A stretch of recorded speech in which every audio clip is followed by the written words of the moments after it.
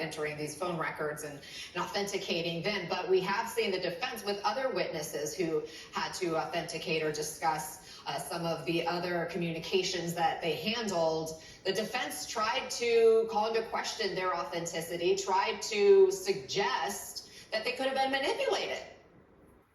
Yeah, and they have to. They can't let a witness like this go that the prosecution puts on that they just wave away and don't say anything, because that validates it to the jury. They have to say something. They have to do something. What I think is really interesting about putting this witness on in the stand right now, I think it's a trial strategy move. I think they put him on to be innocuous, to lay this foundation, because Michael Cohen is going to be so controversial, and because they didn't want to bring him up and put him on as their last witness to open the door for issues that gives the defense the entire weekend to prepare more for what he's going to say.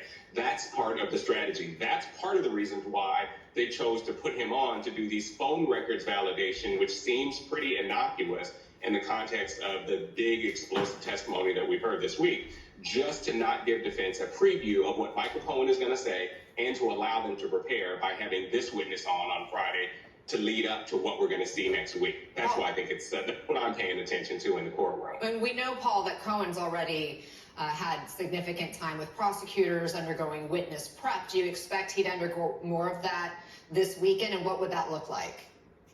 Absolutely. I think most of it's been done by now. They pretty much know what Michael Cohen is going to say.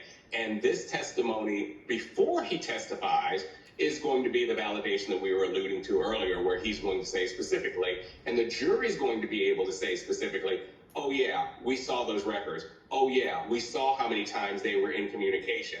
Oh, I understand his testimony in the context of how frequently they were talking, when they were talking. It's going to tie the narrative together, because that's what prosecution is doing. They're telling a story, and the jury was leaning in this week, listening to the story, understanding how salacious it was, understanding how the president responded, understanding how Donald Trump was reacting to all of this.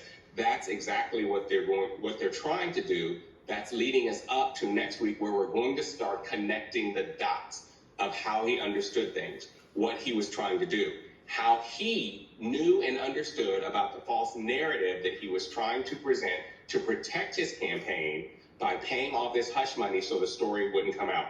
Those are the dots that you're going to start seeing connected by Michael Cohen, which is what makes him so important. And that's exactly why they want a fresh week to start. And that's why I believe they put on the testimony today on Friday afternoon with this witness that they have on the stand right now.